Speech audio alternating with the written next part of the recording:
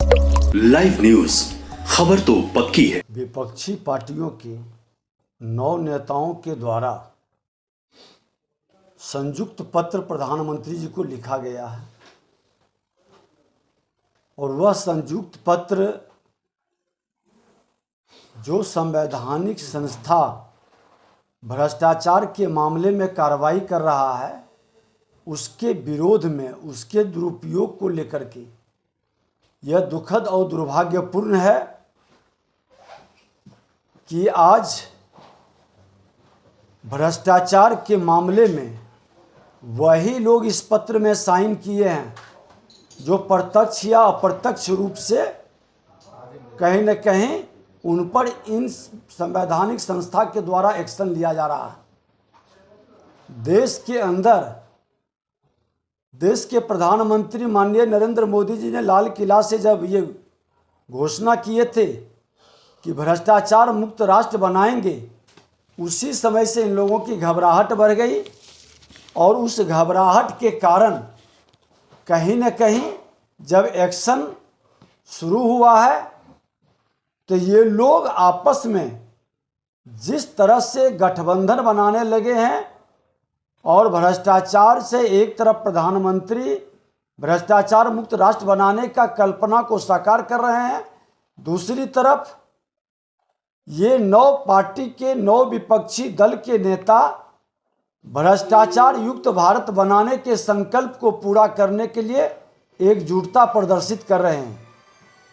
आज इन विपक्षी पार्टी में जो प्रधानमंत्री जी को संयुक्त पत्र वीआरएस प्रमुख चंद्रशेखर राव, जेएनके प्रमुख फारूक अब्दुल्ला, एआईटीसी प्रमुख ममता बनर्जी, एनसीपी प्रमुख शरद पवार, उद्धव बाल साहेब ठाकरे, यूपीटी के चीफ उद्धव ठाकरे, दिल्ली के मुख्यमंत्री अरविंद केजरीवाल जी, पंजाब के मुख्यमंत्री भगवत मान, बिहार के डिप्टी सीएम तेजस्वी यादव और समाजवादी पार्टी के प्रमुख अखिलेश यादव ने लिखा है।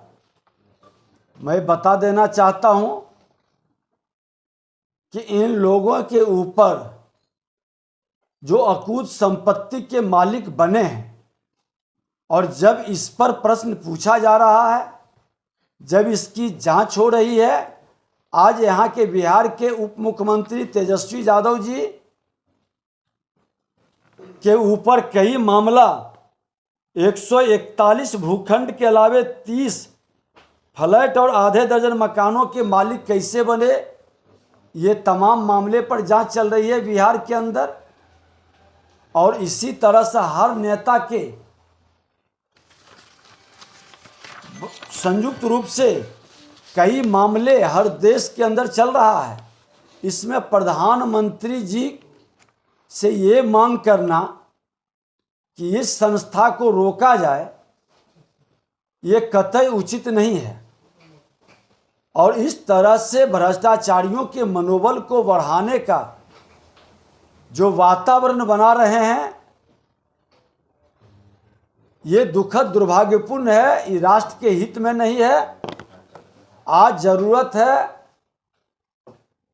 कि भ्रष्टाचारियों से राष्ट्र को मुक्त करने का, समाज के अंदर इन भ्रष्टाचारियों के पोल खोलने का, भ्रष्टाचारियों को पकड़वाने का और भ्रष्टाचार को किसी भी रूप में कहीं से संरक्षित नहीं करने का ये जरूरत है। इस राष्ट्र का, समाज के हित में, राष्ट्र के हित में यह जरूरत है। अब यहाँ पर 33 वर्ष की उम्र में 52 से ज़्यादा संपत्ति के मालिक उप मुख्यमंत्री बन गए। राबड़ी देवी पटना शहर में 43 भूखंड के अलावे 30 से ज़्यादा फ्लैटों की मालकिन बन गई। तेज प्रताप 28 और मीसा भारती 23 से ज़्यादा संपत्ति की मालकिन है। तो क्या यह सच नहीं है? और अगर जो सच नहीं है तो माननीय न्यायालय के पास अपना सबूत को रखना चाहिए। माननीय न्यायालय के जजमेंट पर लोगों को भरोसा होना चाहिए। लेकिन इस तरह से देश के अंदर एक माहौल खड़ा करना, एक वातावरण बनाना,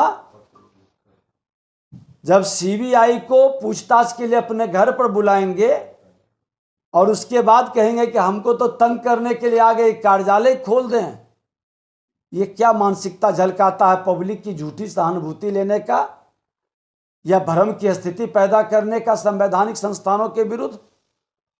और ऐसे भ्रष्टाचारी की मानसिकता कहीं न कहीं हमारे संवैधानिक संस्थानों के विरुद्ध उनकी विकृत मानसिकता झलकती है। जनता के बीच एक भ्रम की स्थिति उत्पन्न कर इन संस्थानों की विश्वसनीयता को कम करने का प्रयास, कहीं न कहीं हमारी संवैधानिक ताना बाना को कमजोर करने का, ये मानसिकता पर अंकुश लगनी चाहिए।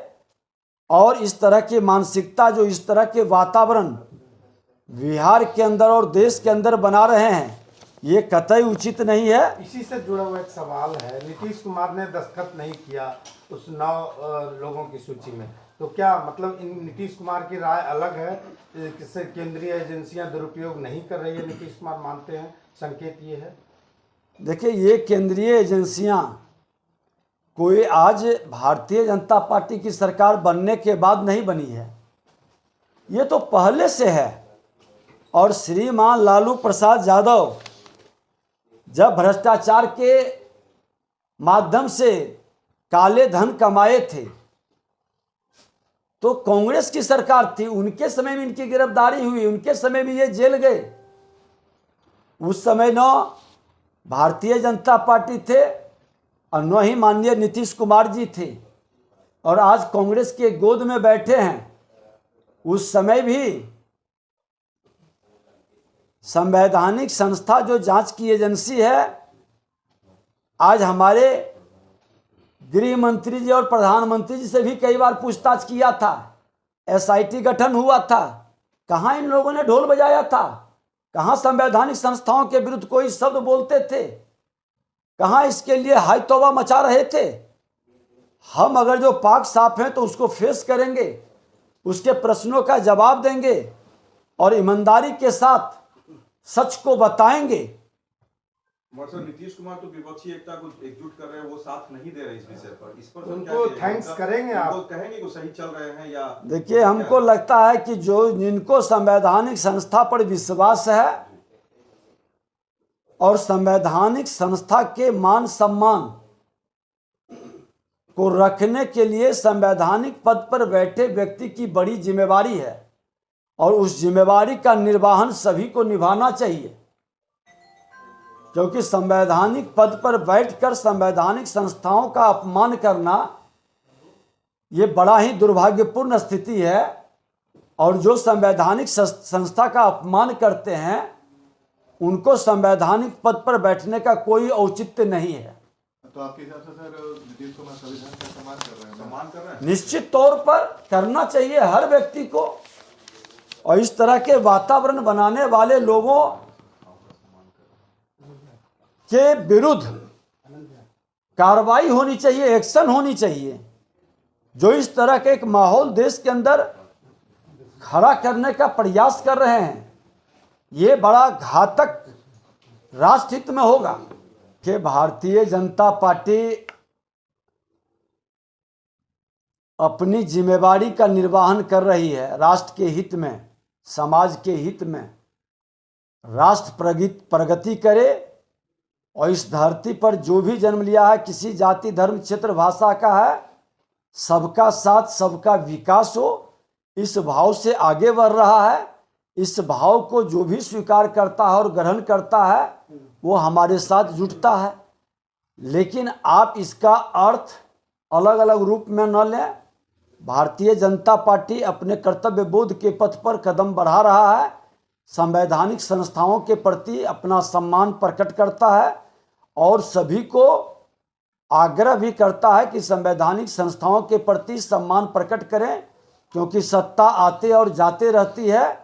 लेकिन ये संवैधानिक संस्था हमारे माननीय न्यायालय, हमारे सीबीआई, ईडी, इनकम टैक्स, ये सारे हमारे संविधान के प्रदत्त अधिकारों के तहत अपना जिम्मेवारी का निर्वहन करता है, अपने दायित्व का निर्वहन करता है, उस दायित्व के निर्वहन में संवैधानिक पद पर बैठे लोग सहयोग करें और उनको मदद करें। लाइव न्यूज, खबर तो पक्की है।